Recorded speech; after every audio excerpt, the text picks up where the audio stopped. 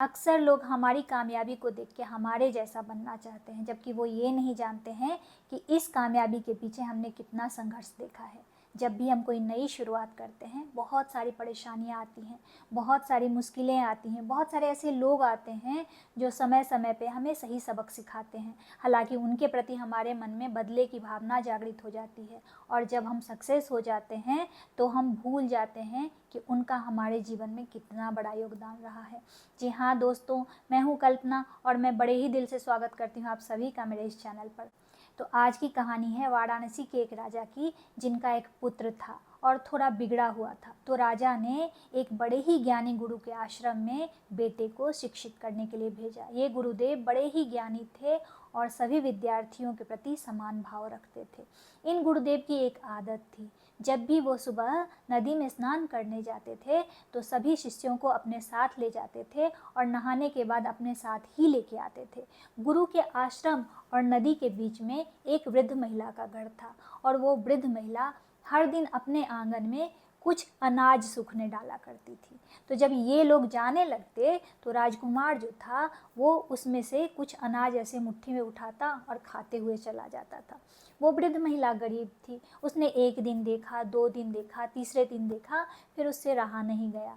तो उसने इस बात की शिकायत गुरुदेव से की। गुरुदेव ने कहा, आप चिंता मत करो, आपको शिकायत का मौका नहीं दूंगा। अगले दिन गुरुदेव ने सारे विद्यार्थियों को आगे किया और खुद पीछे पीछे चलने लगे, और उन्होंने देखा कि राजकुमार एक मुट्ठी अनाज निकाला और खाते हुए चला जाने लगा। तो गुरुदेव ने पीछे से राजकुमार को पकड़ा और छड़ी से उसकी पिटाई कर दी। राजकुमार को बड़ा अपमानित महसूस हुआ कि इतने लोगों के बीच में गुरुदेव ने मेरी पिटाई की, मैं राजकुमार हूँ, ऐसा कैसे कर सकते हैं। उस समय तो वो राजकुमार कुछ नहीं बोला, वो बदले की आग में जलने लगा और समय बीतने लगा। सारे विद्यार्थी पढ़ लिख के अपने अपने घर चले गए। कुछ समय के अंतराल के बाद राजा की मृत्यु हो गई और अब वो राजकुमार राजा बन गया। राजा बनते ही राजकुमार के मन में वही बात आई कि अब उस गुरु से बदला लेने का समय आ गया है। उसने अपने मंत्रियों को गुरुदेव को बुलाने के लिए भेजा। मंत्री लोग गुरुदेव के पास गए और कहने लगे कि हमारे जो महाराज हैं उन्होंने आपको बुलाया है। गुरुदेव समझ गए कि वो अब भी उस अपमान को नहीं भूला है।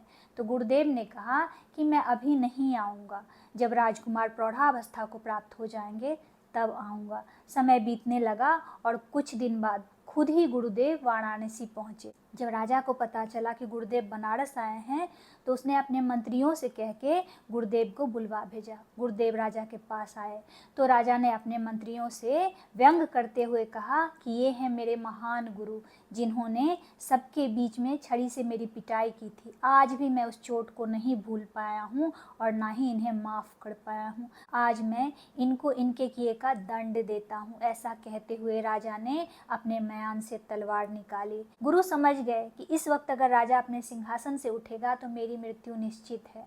तो गुरु ने बड़े ही सरलता और बड़े ही सादगी से कहा, महाराज, उस दिन जो अनुशासन के कारण मैंने आपको दंडित किया था, क्या आपको नहीं लगता है कि उसमें मेरा कोई निजी द्वेष, कोई दुश्मनी नहीं था?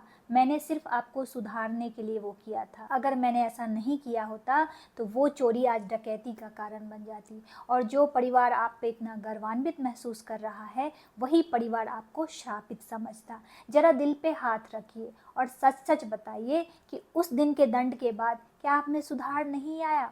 बाकी सभा के लोगों ने जब ये बात सुनी तो सबने राजा को कहना शुरू किया कि महाराज, आज पूरे परिवार में, पूरे समाज में आप मान सम्मान पा रहे हैं, प्रतिष्ठा पा रहे हैं, सब लोग आपको पसंद कर रहे हैं। इसके पीछे कहीं ना कहीं आपके गुरु का ही हाथ है।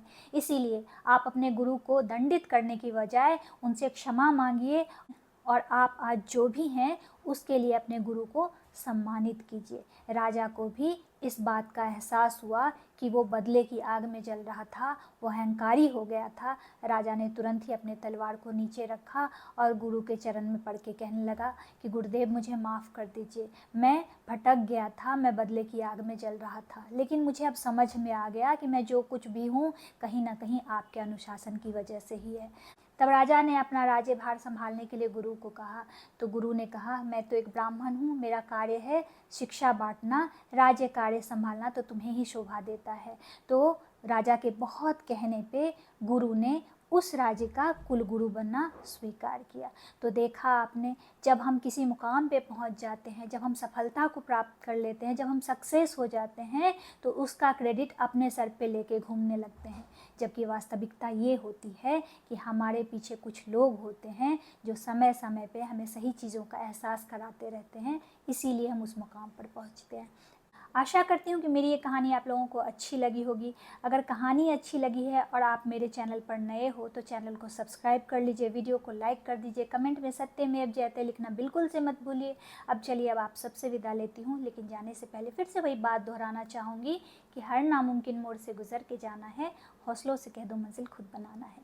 मिलती हूँ एक नई वीडियो में एक नई कहानी के साथ, तब तक के लिए आप सबको जय हिंद।